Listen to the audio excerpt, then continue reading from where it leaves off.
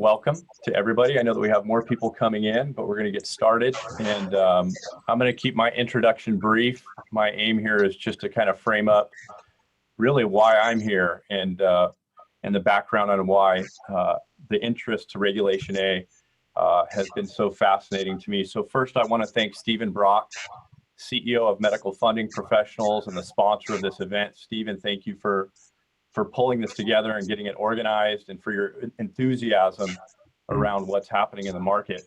And I know that you've dropped your email in the chat box there, but I would encourage anybody that has follow-up questions to contact Stephen.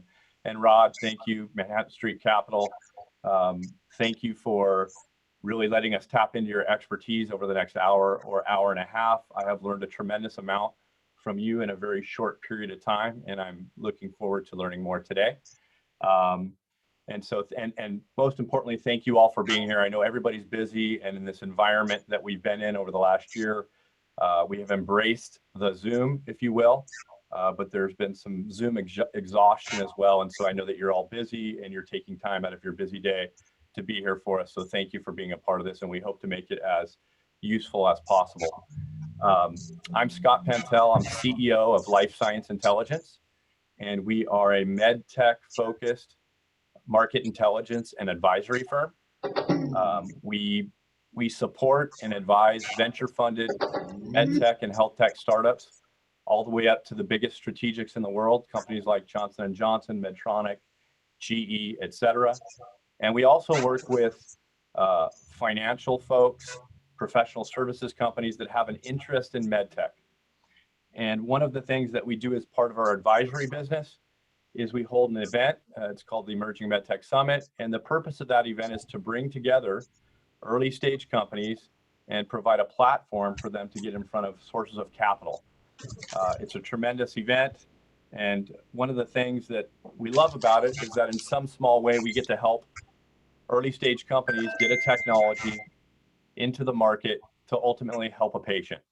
And that's a small piece of the ecosystem, but an important one that if we do right, we get to play a part of. One of the frustrating things for us over the last 20 years is seeing really, really tremendous companies with great technologies that can help a patient and save lives never get to market and never commercialize simply because of a lack of access to capital. And so this relationship, this strategic partnership that I have with Manhattan Street Capital and Medical Funding Pros is one that really is based on me seeing an opportunity for early stage medtech companies to tap into alternative sources of capital. And so with that, I'd like to turn it over to Rod. Again, thank everybody for being here. And if there are questions, feel free to let us know. But with that, Rod, over to you. Thank you, Scott. I muted myself because Akos told me there was an echo coming from my end. So, as Scott so eloquently said there, thank you very much, Steve, for motivating us to make this happen, and Scott for essentially inviting your folks to join us here for what I hope will be a very useful event for everybody involved. And thanks to everyone for showing up. So hopefully we'll have a very useful session for you here, and look forward to answering your questions here and potentially doing some great things with you in the future. Let's see. I need to give you a disclaimer, which I'll do, and then a little bit more specifics on myself and my company for credibility's sake.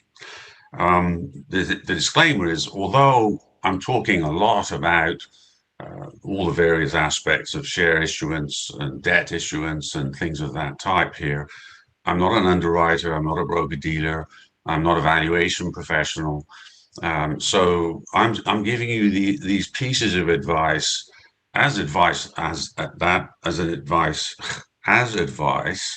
an observer and a participant in this industry with my company, Manhattan Street Capital, obviously.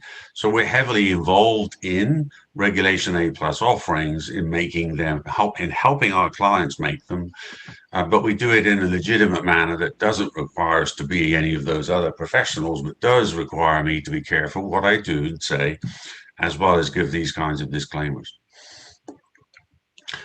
I've had the good fortune of founding or co-founding or being a senior executive at 6 technology startup companies that we had liquid outcomes with, 2 IPOs to the NASDAQ. The second one of those is Symantec, a Norton antivirus company. I've done numerous mergers and acquisitions successfully where I've done the merger part more than the deal making part. And I have started out my career as an engineer, actually, which is great because I've been able to adapt and learn the other skills involved in leadership, founding companies and building them as the CEO, as the leader of those companies.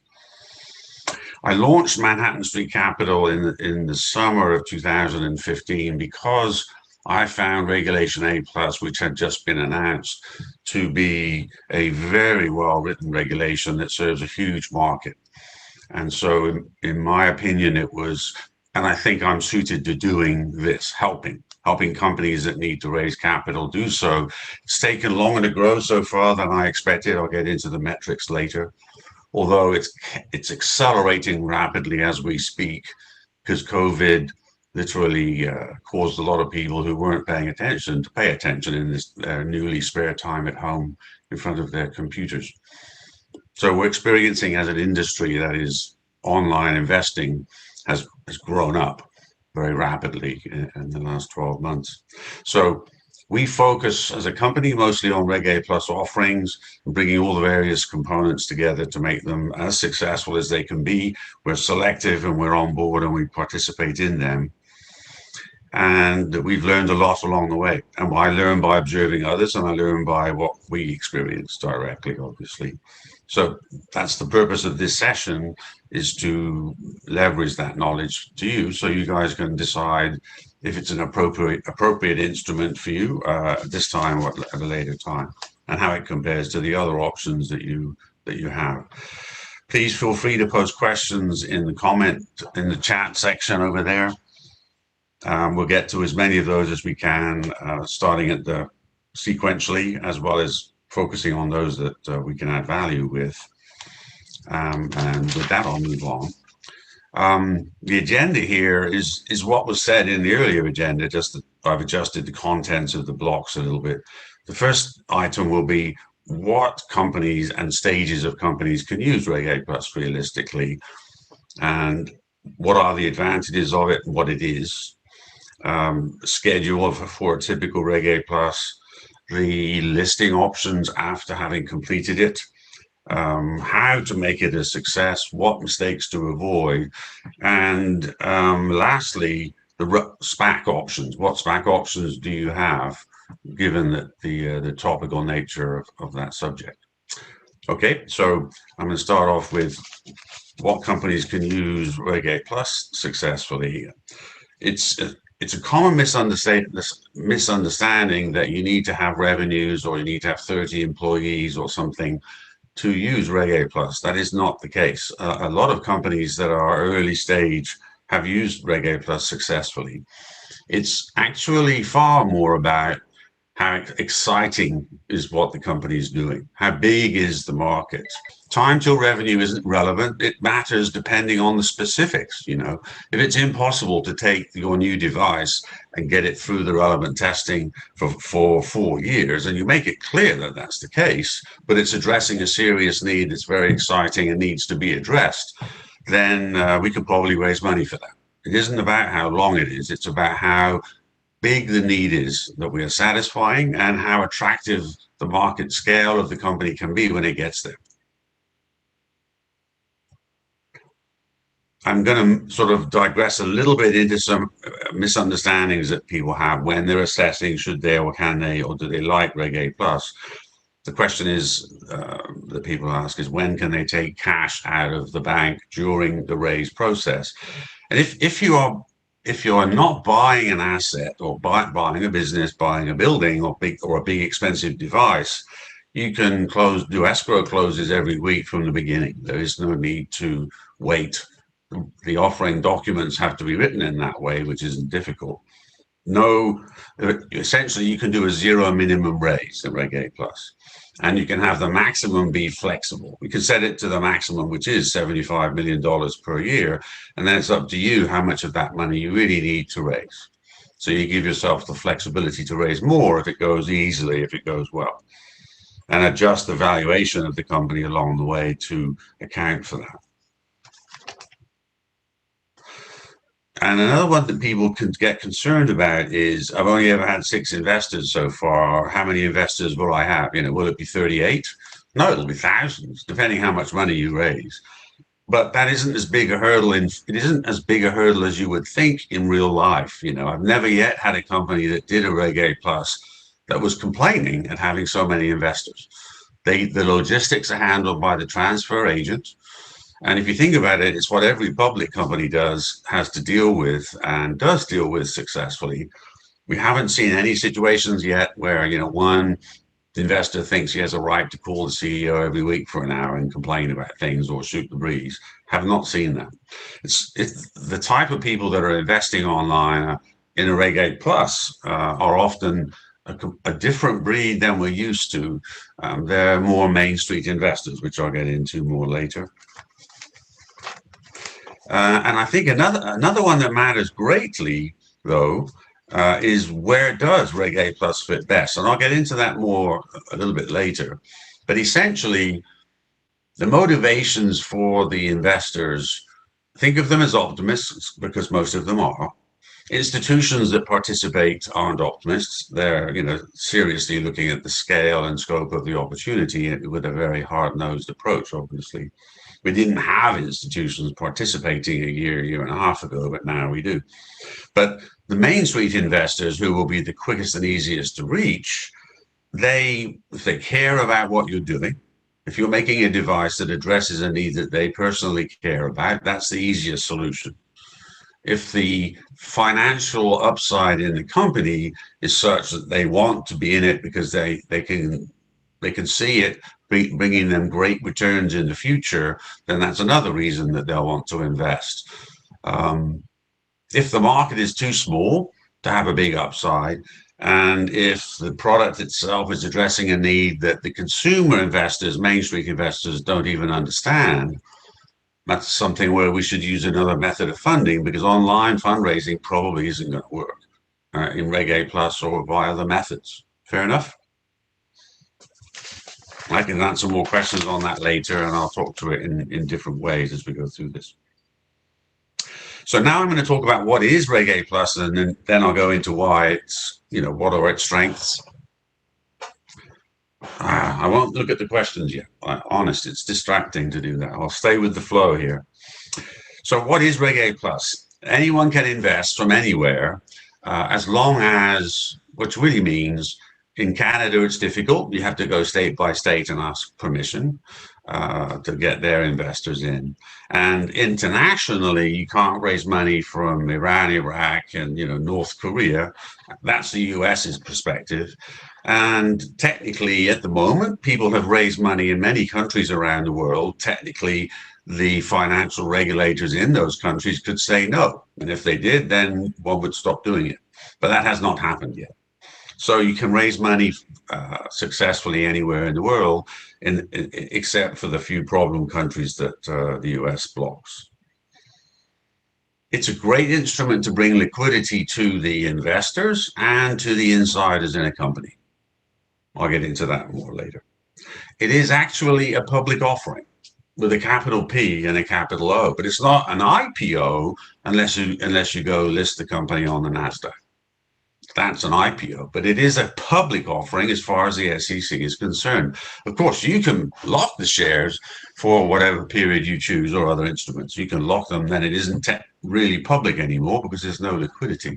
But as far as the SEC is concerned, someone who buys your security in the Reg A plus can sell those shares as soon as they get their hands on them, and the transfer agents, they can sell them right away if they want to. It depends on the demand, right? That comes later as to what you do to facilitate that. You only need a gap audit. You need if your company has existed 2 years or more, you need 2 years of gap audits to file the documents with the SEC, but post offering, if you do not list on the NASDAQ or the NYSE, then you only need to produce a US GAAP audit once a year and every 6 months management financials. Okay, so yes, there's an ongoing reporting obligation because it's a public company, but it's not onerous. And if you list on the OTC QB or QX, same audit requirement, once a year US GAAP audit, unlike a company that got demoted from one of the big exchanges to the OTC markets, where they have the PCAOB quarterly audit requirement that they still have to live up to. It's really interesting to know that typically 60% of the investment money flows in via a smartphone. So when an offering is live, the advertising is typically social media advertising, drawing in people who are doing something else. And then if they like it enough, they'll engage. And if they like it enough that they might invest, they'll click the Invest Now button, give us their email. And when they've done that, then sometimes they invest right away. Sometimes they'll, stay in the network of the audience of interested people that we send emails to. We've had days where 7 out of 10 of the people who clicked on the Invest Now button and gave us their email invested on the first visit. So you know for sure when that's happening that these are optimists, right? There's no way they're taking a few days and doing thorough due diligence. And I know this too, because I'm seeing the comments coming in order to make sure, I monitor those things to make sure that the CEOs don't forget them, don't ignore them, and answer them, and where needed, help them and answer them in the correct manner. They don't post many questions, but when they come in, and it's amazing. You'll have a company doing an offering stating that they don't intend to list on any major exchange at all at any point in the future. Not that many companies will be so hard-nosed as to say that, but then you'll still get people saying, "When's the IPO?" They're 4 months in after they invested, and they're asking that question because they're optimists, right? Very different breed than in a Reg D offering.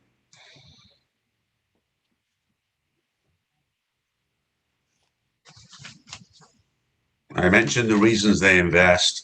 Reg A Plus has, I'll give you more detail on the metrics. It's probably up to about $4 billion of capital raised. This year's probably running at about $2.5 billion a year run rate. In 2019, it was at $1 billion a year. And that's the same size as the private placement market as a whole.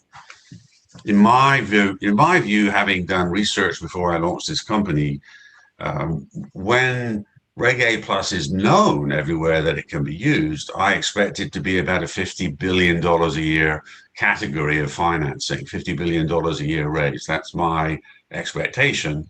It's certainly taking longer to get there than I expected, but that's the nature of the beast, right? We often find such. Typical average raise is about $23 million. The large raises tend to be real estate because it's easy to understand, and there's all the other obvious advantages in real estate. For us, medtech, biotech are our biggest category of clients, and real estate. Those are the two biggest sets of clients for us. Some blockchain companies coming through. Blockchain is exciting for investors. And a couple of gold companies, because gold is exciting to investors. Same thing, if it's a substantial company, then it makes it easier to raise the money. About 2/3 of the company who start a filing with the SEC finish it. The SEC never says no, it just comes back to you with more questions. My belief is that companies that bailed on that didn't realize how big an undertaking it was. They thought it was lightweight. And it isn't lightweight, so I think that's probably where the 1/3 it didn't get through comes from. We've had companies that, because they're doing a Reg A Plus with us, get bought out. We've had that happen. Once where it's happened, and another one where it's being discussed as we speak, because the Reg A, I'd like to say it's because they're on Manhattan Street Capital, and it might be, but that would be a little bit of a stretch in truth, right? But what I do know is that Doing a Reg A plus brings credibility to the company that completes the qualification process. It's not, the SEC doesn't allow it to be called an endorsement, but it feels like an endorsement because so few companies are able to pass muster with the SEC. So strategic partners are more likely to want to deal with you when you have passed muster with the SEC. I've seen that in ways I had not anticipated. It's been very, very beneficial. So now on to advantages of Reg A plus. It's easier to raise money. It's easier to raise money when we're doing the company we should be doing, which is what a big part of what we do is make sure as certain as we can that we're only doing Reg A plus offerings where it's going to work. That's what Stephen does.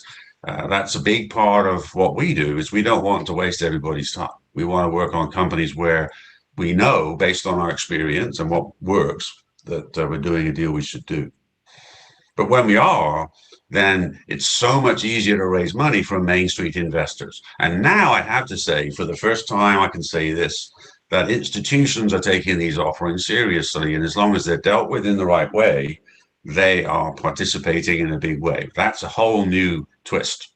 And therefore, more on the same vein, more accredited investors participating too. Depends on the nature of the offering. Marketing is required, unlike an S1 IPO where there's a long quiet period. In a Reg A plus, you have to market the offering. You're expected to. That's a part of the program. In order, there's ways and limitations on it, but it's really very straightforward. Limitations are not too strict, in my view. It's straightforward to understand.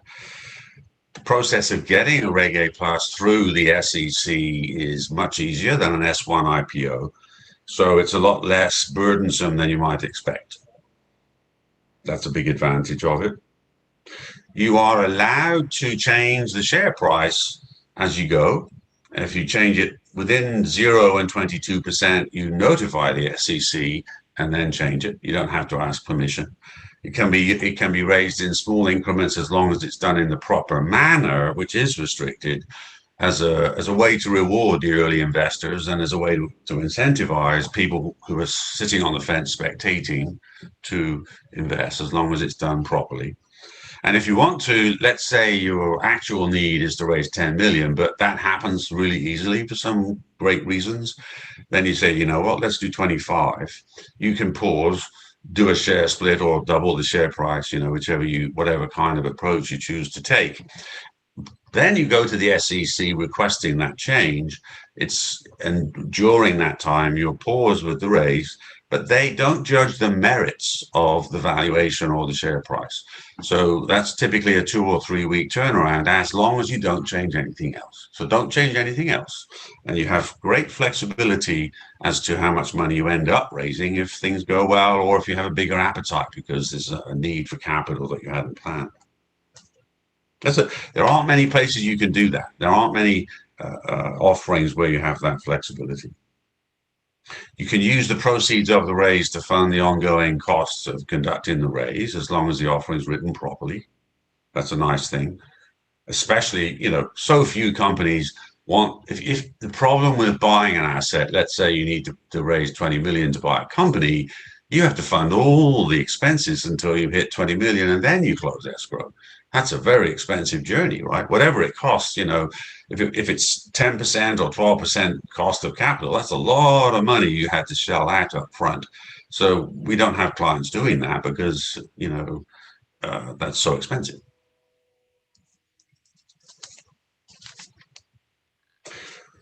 The really positive thing, the positive side of having lots of investors, especially if you go about raising the money in the ways that I recommend, which is it's almost not a religion, but there's a lot of methods and techniques to this that I've found are really, really successful. When you do it the right way, they are a part of your team. They are a part of the team. They feel ownership beyond pure ownership. They love the journey. They love the company. They are your biggest brand ambassadors. They'll help you sell the product when it comes out, right? Very, very valuable asset. Obviously, if they can impact it. If it's B2B purely and far, far, far isolated from consumer branding effect, then it won't work as easily. and great liquidity options post-offering, not just for investors, but for insiders too, which I'll touch on in more detail later. And, unlike other methods of raising money like venture capital, which I'll touch on, you don't give up as much control. You control the nature of the offering, and you make sure that you are not, there's no such thing as certainty, but you are less likely to lose control of your own company.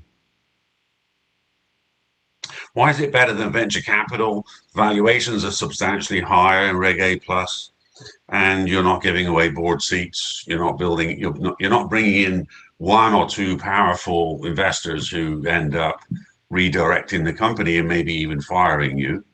Not that that's, there are wonderful venture capitalists. I've worked with some of the best blue chip, which implies the same thing, Rod. Blue chip VCs in Silicon Valley with some of my companies, and I've had fantastic journeys where they were really, really great. But there's a heck of a lot of them that aren't that great. And I've seen companies driven off a cliff by the revised strategy that the VCs applied to the company after the fact. And it's better than a Reg D in the following ways. It's easier to raise the money and the valuation is substantially higher, less restrictions. So it's, and your investors are public right afterwards. You've got those liquidity advantages, however you choose to utilize them. Why it's better than an S1 conventional IPO is this. In an S1, you have very expensive auditors, very expensive legal fees, because, hey, it's a public offering now. They charge giant fees. In a Reg A plus that becomes an IPO, you are paying much, much lower fees, like 1/3, 1/4 the fees for audits and for legal. That matters greatly. And that's even if you go list, right? Because you can choose to list your Reg A plus through the IPO process, although probably most of you aren't intending that. But another advantage is that, yeah, you can market it and take control of it. And you're not limited to, will the underwriters do this for us? Because even in today's environment, which is really hot, it's so hot that the underwriters want the good deals delivered to them on a silver platter. This is a black microscopic platter, but you get the idea, right? We de-risk companies where a company wants to do an IPO with us. We de-risk the offering by raising a lot of money and getting more than enough investors. And then if we're going to use an underwriter that you don't have to do, but if you do, we're delivering it to them on a silver platter, and it's more a matter of how much more money they will raise in the transaction being attractive. Okay, so those are good things. That's enough right there, I think. And you can market it, right? That's obviously a part of the program, that goes without saying. Also, it does put you in a better position for M&A. You've got a higher valuation. That's a serious issue, because the acquiring entity knows that's going to be the price or better, right? They're going to get a lot of grief if they try and buy your company for less than the most recent valuation. And obviously, if you're in it or even afterwards, you qualify with the SEC. It's a more substantial business. It's got more comprehensive flair to it than if it had not. So, those are obvious reasons. M&A, I mentioned M&A of companies that just announced they're doing a Reg A plus or are doing a Reg A plus with us. We lost one company just because they announced it to all their interested parties that they were doing a Reg A plus with us. And the other one I mentioned is doing a Reg A plus with us. Schedule. Theoretically, you could rush this, but it costs less if you don't rush it. And I mean the money raising part. The first part being preparing the offering documents and getting it through the SEC. The preparing the documents, as long as you don't have a complicated audit, is going to be about 2 months. It can be less, can be more, but in a typical situation, it's 2 months, and 2 months to get through the SEC. And we've done it in far less, but it doesn't plan to assume that. So 4 months, and then we're ready to go live in the 5th month. And then we have 12 months in which to raise the money before this Reg A Plus expires. And we can, by the way, do another one that's identical or different that starts back to back. You can do a Reg A Plus every year. Each of them has a maximum of $75 million. Okay, if you do the same mix the second time around, it's easier to get through the SEC and it's less legal fees because guess what? Nothing much. The substance of the offering hasn't changed that much, right? So the point I wanted to make there is that if you decide you're raising megabucks, you're raising 50 million or so, that gets into serious money. Trying to do that in 3 months is, unless we're very, very lucky with institutional involvement, it's about impossible. Because when we go live, month 5 approximately, we are spending very modest amounts of money on advertising and adjusting the targeting and the content of the ads. You may even have 2 or 3 different landing pages that we're driving different ads. Ads are driving investors to different ads for different messages, different landing pages, until we figure out the mix, until we get the efficiency higher. Then is when we step up the spend. You step up the spend on advertising. We're advising. And then is when the rate of capital raising accelerates, right? You don't expect that at the very beginning. Typically, a company will spend a modest amount in the first month and raise 3 to 5 times that. That's the norm that we see in the first month, which frankly, I didn't really expect before I started doing these, but we've had better than that, but I wouldn't want to imply that it's always that easy. Okay, so it's going to take you a year to raise a large number, and trying to rush it's going to cost more. It's going to make it more expensive because the advertising outlets, they don't give you volume discounts. They raise the price unless we can figure out ways to prevent them doing it, which is one of the things that I am researching and testing as we speak. They tend to raise their prices when you really jack up the spend rate. So we have to work very diligently to find ways to limit that effect. Yeah, and that's one of the things, as I said, that I'm pushing for. Okay, listing options. This is interesting stuff because you don't actually have to list anywhere. A lot of people think because I did a Reg A Plus, I have to list. Absolutely not. You don't have to list anywhere. In fact, you can establish a direct liquidity program to your investors. There are better options than that, in my opinion, but you can do so. It's a burdensome thing in some ways, but you can do that. It becomes a part of the offering document, and it's done in a number of the real estate offerings that never intend to go public anywhere, the ones that do it that way. You can list nowhere, though. That's the first one. Nowhere at all. You can list on an alternative trading system, which I'll explain. You can list on the OTC QB or QX. And if you go on the only difference between them realistically is a US GAAP audit every year. And on the OTC QX, once every quarter, management financials. If you go to the QB, 6 monthly financials. And obviously, if you go to the NASDAQ, then quarterly PCAOB audits and the rest of the shooting match. If you do a Reg A Plus IPO to the NASDAQ, when you arrive there, the next quarter will be a PCAOB audit, and there are a series of other subsequent filings that adjust the Reg A Plus up to the full S1 spec. They're routine filings that are made easily, but it adds some expense, say 60K of legal to get to the point that you listed, and then say 30K of legal to get all that stuff done. Okay, so where would you list? A lot of the companies that I talk with, they're not ready for the rigors. If you're years away from having a product, it's seriously challenging to keep the market excited unless you've got amazing marketing going on, which some people do, and it's possible to do. The problem with the NASDAQ and the NYSE and with the OTC markets is that it's altogether too easy for brokers to put naked shorts on stocks. And that's what they do. So if you're flapping in the breeze unprepared, and it's a long time till you have product shipping revenues and profits to report, you are vulnerable to having your share price hammered in those markets. So, I don't want you to do that if you're not geared up and ready for it, because it seriously hampers the company. Being public, there's so many companies that are public like that, where it's a serious disadvantage, in my opinion.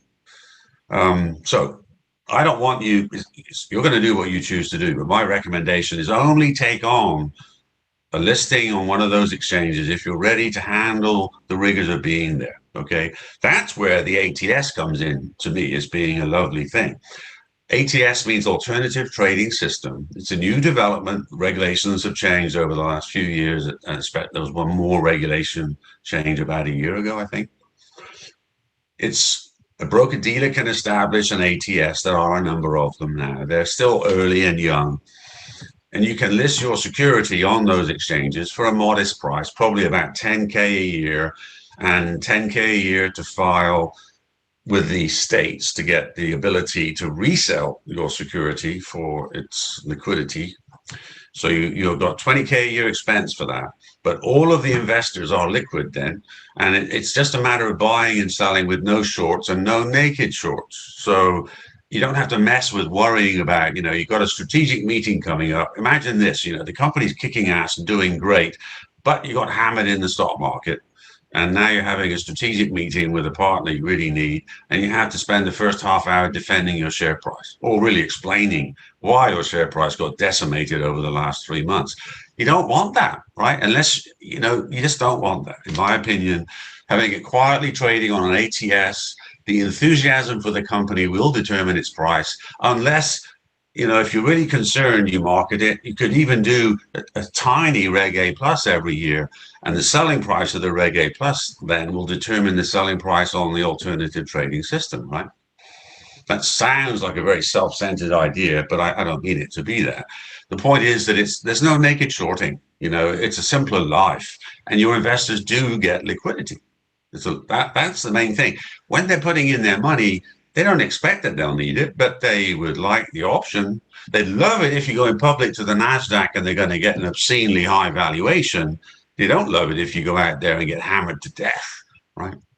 Okay, so the other thing which isn't really widely known is that post-completion, all of the insiders and long-term investors are liquid as far as the SEC is concerned. So the company can choose to lock those people up. It's prudent to do so in a balanced way in many cases. That's a choice. But if you do nothing, the SEC says they're all liquid. It doesn't list them for you, right? Because if you've got this common stock that you produced, you created a new class of common for the Reg A plus, say, then that class is what you listed.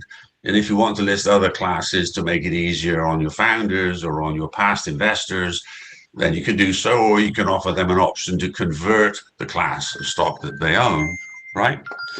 You can, one way or the other, they can be liquid with constraints. So the insiders and the investors who own more than 10% are limited as to how much they can sell and when they can. So after the company's reported its management financials and after it's reported its audit, they have a month in which they can sell securities, and then there's a limit on the volume which they can sell per day.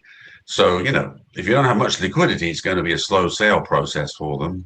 But being liquid, a lot of companies, one of my favorite expressions is it's an overnight success that took 8 years in the making. That describes my company. It feels like we're kicking ass right now. Every great thing, so many great things happening. It took more than 6 years to reach this point, And you've got people who've been with you for a very long time. To give them a way to be liquid is a nice thing, right? So these are good things about Reg A plus. How to succeed in Reg A plus. I touched on some of these, of course. Understand who you're dealing with, mostly optimists. Now we're getting institutions. There are things we can do in the offering to make it appealing to institutions because they want a special deal. So you build it in to the offering, okay? Because the fact that anybody can buy in for $1,000 or less tends to put them off. They want, they're putting in $4 million or more. They don't really want the same treatment. And you can do that as long as it's built into the offering.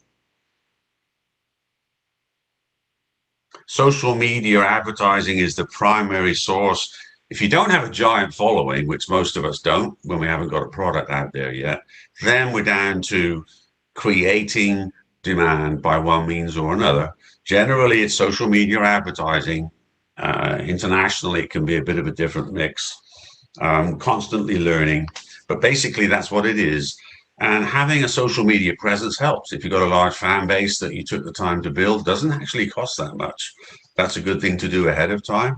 We can arrange that during the raise. It isn't as cost effective then when you're rushing to do it as it is to spend money on advertising, but it helps. Now we're getting institutional interest. Actually targeting institutions helps. Having a special mention of that for them about, special packet of information you send to institutions, things of that type. You cannot provide more information to any one investor than the rest, though. So you will be taking the same available information and packaging it up in a way that's presented differently for institutions. You cannot provide unequal information. That's something which the SEC cares greatly about. You can involve broker-dealers to help raise the money, and in an IPO, you can involve broker-dealers, really underwriters in that case. It's important to know that they won't add any value at all at the beginning, almost without exception, because even if the president of the broker-dealer essentially intends it, the reps in his sales force, they aren't going to take a risk with their client relationships in an offering that hasn't yet succeeded. At the beginning, when you need their help the most, they're going to do absolutely nothing. No, they are not going to dial up their favorite clients because they're afraid, understandably, that the company will never raise money for whatever reason, in which case they burn their client relationship, and that's the most valuable asset that they have, right? When we've proven it's already successful, then they want to be on board. We can get a better deal. If we need them, we can add them then. But we got to do the work to generate the momentum to earn their involvement will actually add value. Okay. One of the ways to raise money to fund the expenses of doing your Reg A plus is to raise money in a Reg D, which is a convertible note that converts into the Reg A plus. And you can give hefty discounts to those investors because they are taking a bigger risk, aren't they? And there's no guarantee the Reg A plus will ever exist. So you have to have an alternative exit route, which is normally a Reg D valuation investment. But you can give them a discount over the Reg A plus offering price, having decided what it is. And you state that discount to these investors. So their convertible note, upon going live with the Reg A plus, let's say their cost per share was $3 and you're going live at $8, their cost was $3, and they're getting $8 worth of liquid securities in the Reg A plus. And you can give them a scale of discounts as they go in order to motivate those investors to participate in the pre-Reg A plus funding, right? As long as it's done, it can be done well. So a lot of companies have investors who are sort of on the periphery that need a nudge, otherwise they'll stay on the fence waiting for something great to happen. So this is an example where Reg A plus can be really good for the company, and it's a good reason for them to invest because they get the prospect of a rapid turnaround with a nice markup. It took me a long time to find a securities attorney that even believed we could do such a thing and would write one. And the first one was 90 pages. The new one is about 12. So, now it's de rigueur, right? But nobody could understand how you could do a convertible note into an instrument for an offering that might not occur. It's not that big a leap. But, attorneys aren't known for their innovations. More tips and techniques to succeed. I told you can change the share price. You can do a zero minimum raise, so you're raising money right away. Avoid big auditors because they charge too much. Sometimes they can't get their act together in time because you're not a big enough priority. And some of them will jack up their price 3 or 4x right at the end when you can't leave them anyway because you have to start afresh with a new auditor. I have a blacklist of such because, we've got to avoid that. keep the terms simple, keep the offerings, the security that's being sold and the nature of the offering simple, because the last thing you want is an investor that loves it being confused. And then some other thing comes along and they, oh, I'll come back later. And then they don't. And you lost them. Keep it simple. You can do a test the waters, which I actually suggested this to the SEC in 2012 when they were looking for input. And it's a great facility in some respects, but if you do a test of waters, don't expect to get lots of revenue or capital brought in that way. And really, marketing it early is a bad idea now, in my opinion, because you get people bored. You can't invest. It's like, endless flirtation, waste of time, right? They want to invest. They don't want to be shown what it would look like if they could invest, but they can't. There are exceptions only for testing purposes, but not for actually keeping it out there, getting people excited because they get bored. They don't get more excited, they get bored. Keep the minimum per investor low enough that when these people come in, they were doing something else. They saw an advertisement. How am I doing on time here? Okay. They saw an advertisement. They were doing something else, minding their own business, and they see an ad that catches their attention. They come in to look at the offering page. We've got to grab their attention right away so they stay for 10 seconds. And then if they stay for 10, we've got to keep them interested so they stay for 30. And then maybe get them to come back or get them to stay for a couple of minutes. If one of the first things they see is the minimum is $5,000, they'll all go away right away because this is casual. They just saw it. 5K isn't casual money for a retail investor. So you keep the minimum low enough that they stay and you don't lose them. And then they may invest $5,000 later, but at least you got them on the hook. We got them to give us their email. They're part of the audience and they're investing. Or they actually invest because they can do it because it's play money right now. Use a small marketing agency. We do that all the time, of course. That's part of what we do, is bring the service providers that are successful and cost efficient, that we involve them, not only them.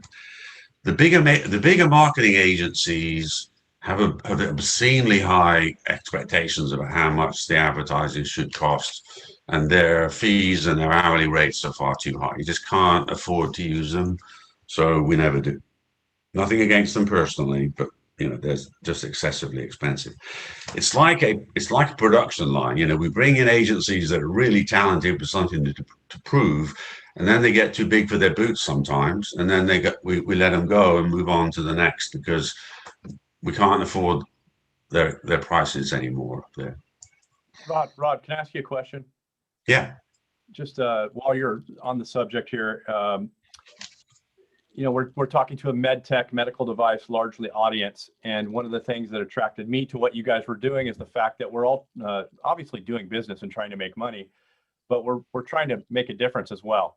And it's my belief, and many of those on this call, that Medtech and healthcare, it is the original and the best impact investment. And that's to steal a line from my friend and one of the innovators in our space, Chris Vellis, who says it all the time. Medtech is the original and best impact investment.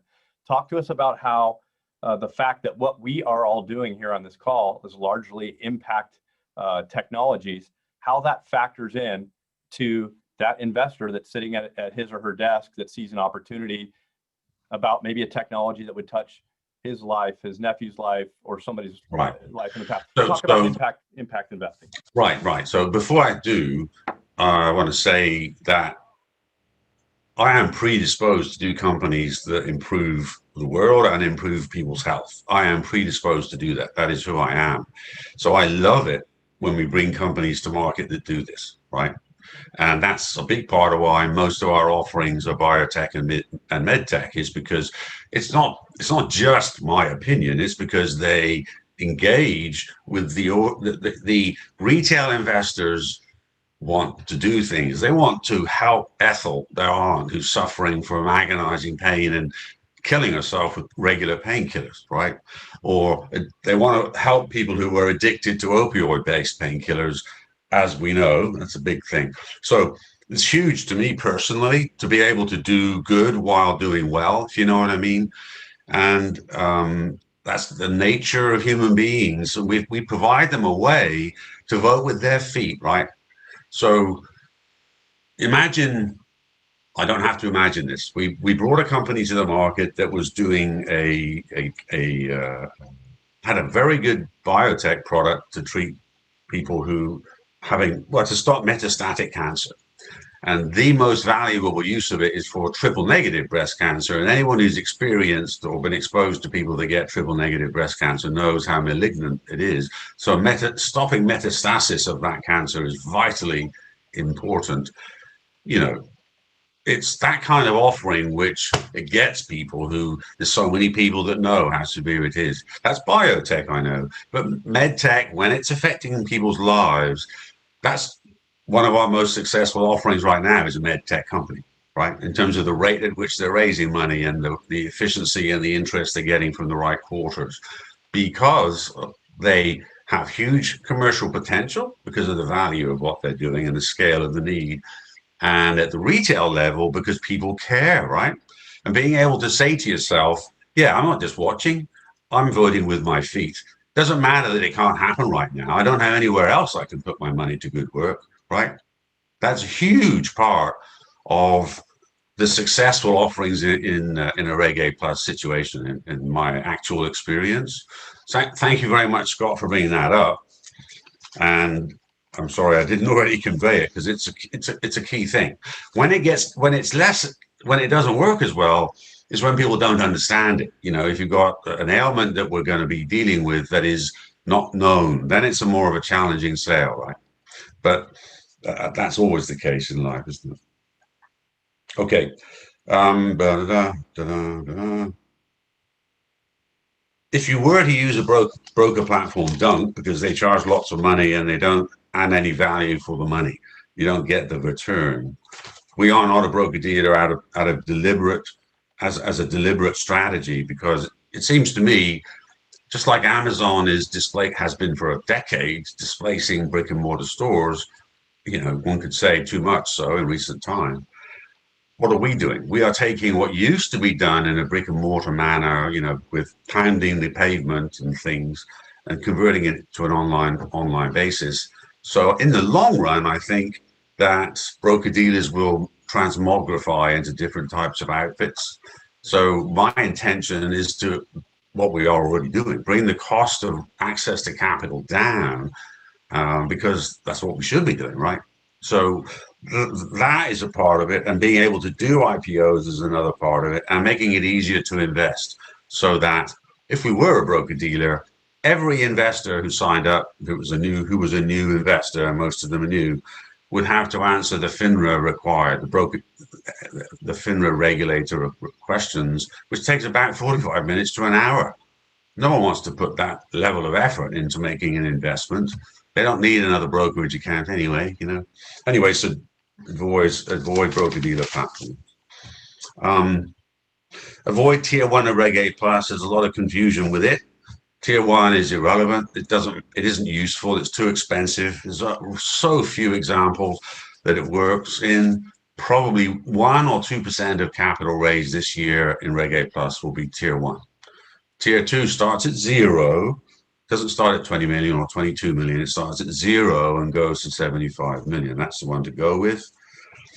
So mistakes to avoid an escrow minimum of any kind, 500,000, $1 million, $1.5 million, as long as it's legitimate. If you have to have that much money to do something, then okay, but otherwise avoid it. Avoid capping your raise at a low number. Give yourself the latitude to raise it as you go if things go well.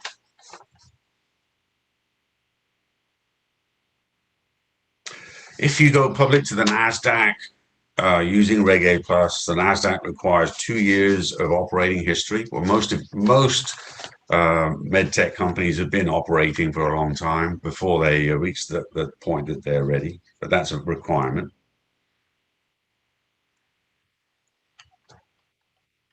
Make sure that your company is going to resonate with investors. That's a big piece of what we do, both with knowledge as well as tests where relevant. We do tests if needed. Avoid an expensive law firm or a big auditor. I mentioned that already. Don't think you need to limit yourself to the US, especially if you have a strong presence for some reason elsewhere. Um, a lot of non-US investors are chomping at the bit to invest in healthy, strong, exciting US companies. If you have a footprint somewhere, bring it to bear. Let us, make sure that we advertise to them, because that'll be successful in many cases. Don't think it's, yes. Another question for you. Sorry to Yeah. interrupt the flow, but I know we're coming up on time and we have a lot of questions that are stacking up. But one that I get asked, and you've touched on in the beginning, but I'd like you to address briefly if you can, because we have a lot of really early stage companies here. You've talked about it, but we have others that are later stage. So talk a little bit about the wheelhouse in terms of stage of development for these companies. Yeah, okay. So the further along you are, the easier it is typically to raise money in a different light, because now a lot of it's been de-risked. So that's important to know. I want to touch on the types of securities. You can offer debt securities. You're not limited to equity securities. You can offer equity securities with dividends. You've got a lot of latitude as to what you're offering. Any legitimate security can be used, even bonds. Typically it's equity or it's debt. A high interest debt instrument is sometimes appropriate. I'm not sure if I'm getting your question though. Am I missing? So I'll be more direct about it, and I see a lot of questions stacking up. So I'm gonna suggest we go to those when you're ready. But I guess I'll be more direct with that question. We have a lot of pre-revenue companies that are curious if they can run a Regulation A, and this is sort of a loaded question. I think the answer is yes, but I want to confirm that. Yeah, so I touched on that at the beginning to make sure those of you who should be interested would be, but I'll be happy to revamp that. I'm at the end here anyway. I had a couple questions come up, so anyway, I'll turn it back over to you. Yeah. So you don't have to have revenue. It is not about revenue. In many cases, it's harder to finance a company that has revenue because the investors want to see how fast it's growing now. But beside the point, it's about the appeal of the company. It's about the appeal of the size of the market, how uniquely well you are solving the needs in that market, and how uniquely strong when you get there you will be to prevent others knocking you off, in 3 weeks. Obviously, that's an extreme example. Those are the factors that matter, and frankly, they only matter. Some of those only matter to the institutions, and the Main Street investors care the most about you doing something they care about. They don't mind that it'll take a long time. They don't mind that you don't have revenue. They're not expecting you to have revenue. They don't mind that you're spending money. They don't expect you to be able to do this out of thin air. Is that clear enough? If it's a compelling company, that is all we need. That is all we need, is a compelling company which is going to appeal to Main Street investors. And if it's only going to appeal to institutions because the scale is so huge, great. But we're used to dealing mostly with Main Street investors. So let me just make sure none of the other tips I have on my list are particularly strong. No, yes. Yeah, good. Don't prepay a marketing agency.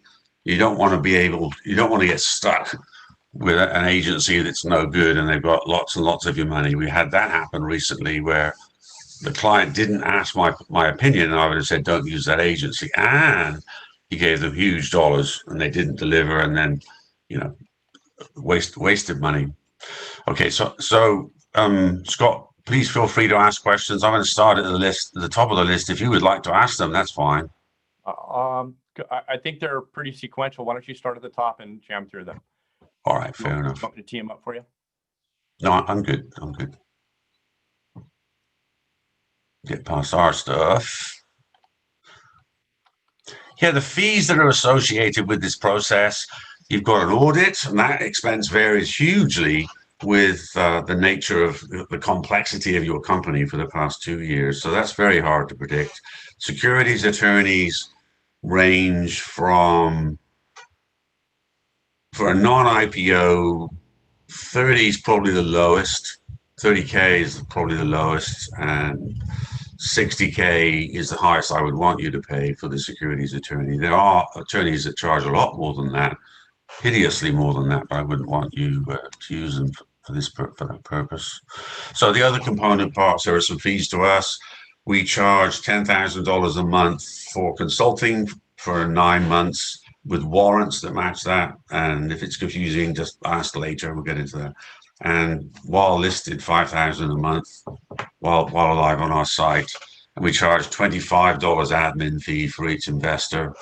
The biggest expense is in advertising by far. That is where the money gets spent, because you just can't put an offering together and put it up there and hope people will come. It's like having a party. Nobody gets there unless you've invited them. And even then, some of them won't come, right? So it's all about the marketing efficiency and spend. That is where the biggest expense lies. The most efficient advertising spend we've achieved, not in month one, but after scaling it for a while, was $3.30 per $100 raised. That is the best, I think, probably in the industry, and we haven't repeated that. The best in recent time was $6.50 per $100 raised. But it doesn't start off at that level. It starts off more expensive. So that is where the big expense is. And at the beginning, it is inefficient, which is why we don't want you to spend too much money on advertising. I think you should expect that the upfront costs to get to the point that you are live will be around 260K-ish. That's sort of a broad number. The audit is the huge variable, right? And then when we're live raising money, it's all about that marketing efficiency and getting the costs of the advertising down as low as humanly possible. So you contain the expense, because I'm not going to be recommending to you that you step up to a huge spend until we get the efficiency right. So it's incrementally improving in the first 2 months, maybe even in the first 3 months, and you're gradually ramping up the spend and then accelerating the ramp up as we go. I would say if you raise 20 or so million, that the total cost is going to end up being 10, 12, as high as 14% cost of capital. But we're fighting at all times to bring it lower. And the best we've done is total cost of 6.5%. That's the best ever. But again, the best ever doesn't repeat very often, right? Rod, why don't we go through rapid fire? If it's okay, I'm going to go through some of the questions and tee them up for you. Yeah, go ahead. Okay, I'll go through some of the brief ones here. Roadshow requirements, ? Or just an online platform attracting investors? Online platform, and we use a webinar instead of a roadshow. And then we use the recording of the webinar, and then we do updates. Okay. How is initial valuation determined? And before you answer that, I put a link into the chat for, because we're running out of time, and there's a ton of questions for a more detailed assessment. To set up the calendar with Stephen Brock, and he can very quickly go through all these in detail. But how is initial valuation determined? High level. Just use this rule of thumb. You know what your dilution will be in a Reg D scenario. It's about a little bit better than half as dilutive to do a Reg A plus. Just use that as a rule of thumb, as a guideline. I'm not the valuation professional, but that's what I see working. Okay. Question, is valuation via 409A sufficient? It isn't necessary. The SEC isn't going to second guess the valuation. It's about what is going to make the investors happy 3 years from now, right? It's about not jacking up the price too high, because you can actually get away. We don't want that. We wouldn't do it with you. We wouldn't do an excessive valuation deal, because it's so important to all of us that 3 years from now, the investors are celebrating. But that rule of thumb I gave you just now says it's an attractive valuation. That's a better way to go, in my opinion. But valuations in some Reg A pluses have been too high, in my opinion. Okay. Not very often. And Rod, I see a lot of questions about costs, and I know it really varies. It's a difficult question to answer. It depends on the situation, and there's an opportunity to set up a call and get a detailed analysis. But you want to, at a high level, talk about cost, very high level. Yeah, so the front end cost is the thing that most people worry about, and I covered that, about 260K, but the biggest variable there is the audit. And then the ongoing expense, realistically, if you shouldn't do Reg A plus for a 2 million raise, it's too big, it's too expensive, it's too much upfront work. But at a 10 million raise level, 10, 12, 14, maybe 16% total cost of capital is the range, plus some warrants. If we bring in broker dealers, the warrant part goes up and the costs will be higher, but that's without heavy broker dealer involvement. Right. So I realize there's a range there, but that's real life, right? I can't tell you exactly what it's going to be without knowing the specifics. Right. Sounds like you can issue a common class in the Reg A while maintaining your founder's preferred stock class. Do the common Correct. Reg A shares have voting rights? Yes, they have what you give them. Typically, companies will allocate a more voting rights to the founders than the investors, but that's a choice of yours too. You Okay. choose the new security and what it's, if it's a preferred, you choose the preferences that it has and so forth. Okay. Is there a market for debt? Can we issue shares with a fixed dividend? Yes, yes, you can. And that then, that's a different puppy with a different type of appeal, obviously, because that's a different group of investors. But yes, you can. Okay. Here's an interesting question. My relationships in larger, strong, well-known legal firms have little or no experience in Reg A plus, have a strong bias against Reg A approach. Do you have a list of law firms who have good experience in supporting clients in these filings? And I'm not laughing because I think it's funny. I think it's an interesting question, a great question. Yeah, I don't have a list. There's so many. We have the ones we work with, right? The list is rather long. If you would send me an email and give me a bit better sense of what you need, I'll give you some names and you can reach out to them. My email is, well, hopefully you can read it on my video window here, but it's also in the chat box. Rod Turner at ManhattanStreetCapital.com, spelled the way it sounds. Rod, a follow-on question. Can you talk a little bit or share some experience with companies who've raised capital in a Reg A plus and have had successful exits so that the Reg A investors got a liquidity event? Yes, so obviously these days it's changed a lot in terms of the better liquidity options with ATSs that we didn't have before. So this isn't a medtech company, but there was a cycle of IPOs in Reg A Plus, which came to a halt in 2018, 2018, because one company cheated and that slowed things down to a standstill. It's now picking back up. We have 2 or 3 clients doing Reg A Plus IPOs with us now. So we're going to be reopening that channel if nobody else does. But in terms of liquidity like that, we were the offering platform involved with Archimoto's Reg A Plus IPO. They raised 19.5 million, of which 15.5 came from the underwriter syndicate and 4 million came through our offering platform in the Reg A plus. So the marketing and offering process raised 4 million in 4 weeks, which is actually a record. Nobody's done that in an IPO with the Reg A plus yet, except for us. That isn't a medtech company though, and there aren't that many biotech or medtech companies out there. It's hard to know who we aren't, those that we aren't talking with, right? So I don't have off the top of my head other medtech companies than the ones that we have. It's taken a while. I can't tell you how many biotech and medtech companies I've had meetings with where we could have kicked ass and then they decided to do something else. And I don't think it was the best decision for them. Forget us. So it's been extremely frustrating, but that seems to be changing now. So I can't say that there's a bazillion of them. I don't actually know. In order for us, we're the only company that takes the time to find out the extent of Reg A plus raises by going to the Edgar filings. It's a time-consuming process. We do that. We'll be doing it for this last year, 2020 soon, and we'll see then how many companies succeeded. But I don't know. And I would say it's a hell of a lot less than it could have been.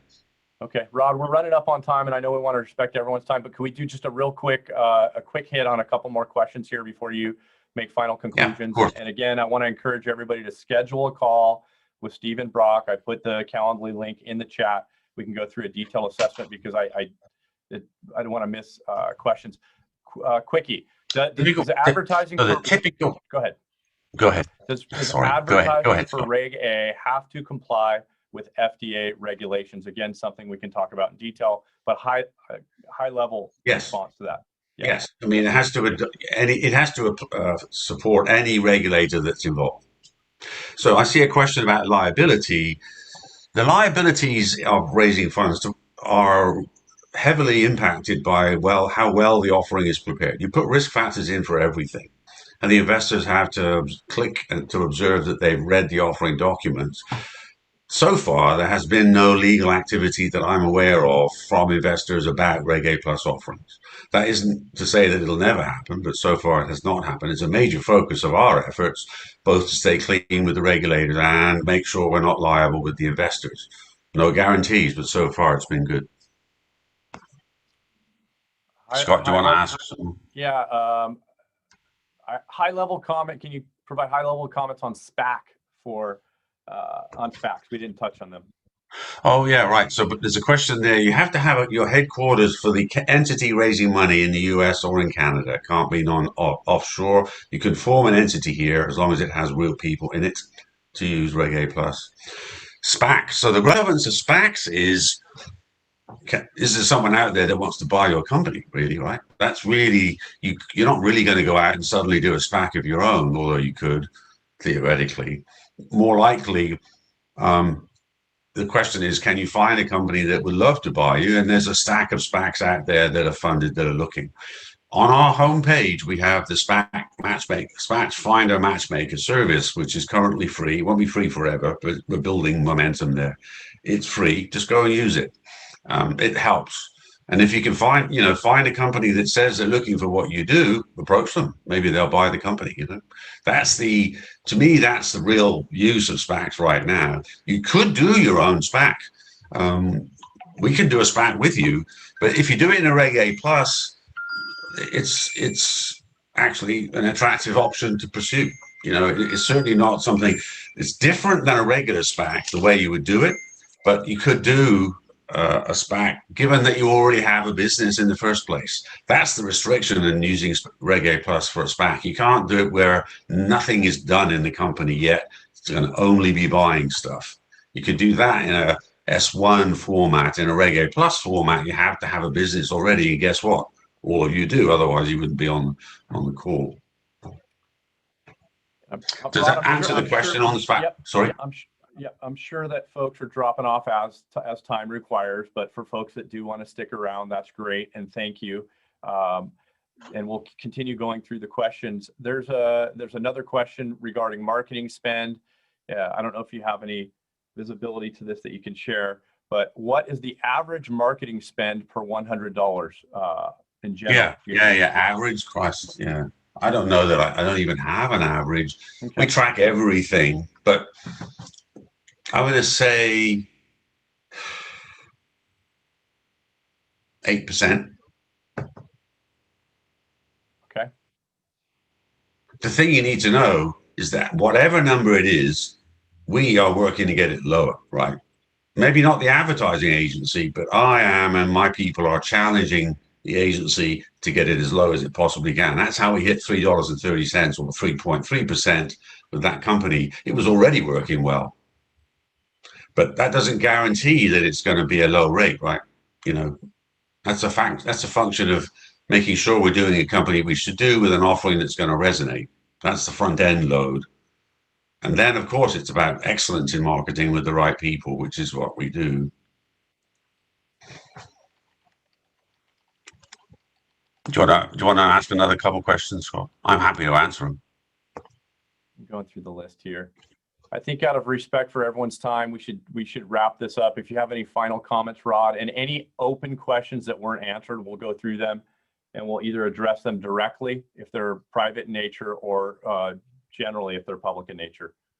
But yeah, do you have any final comments, Rob? Thank you so much for your time and expertise. And we're trying to bring this new vehicle to Medtech and Health Tech, and this is a starting point. Any final comments for us? Well, firstly, thanks, Scott, and thank you, Stephen, for putting this on. I recommend that you get in touch with Stephen, whose email is in there. He's great at helping you get the company sorted and figure out the right way forward. And I'm happy to talk with you as well, of course. But I hope this has been helpful. I really do. That's what it's about, right? And if you have follow-up questions, don't hesitate to ping us, to ping me, and I'll be happy to respond. If I get too many at once, I won't respond instantly because I'm a finite resource.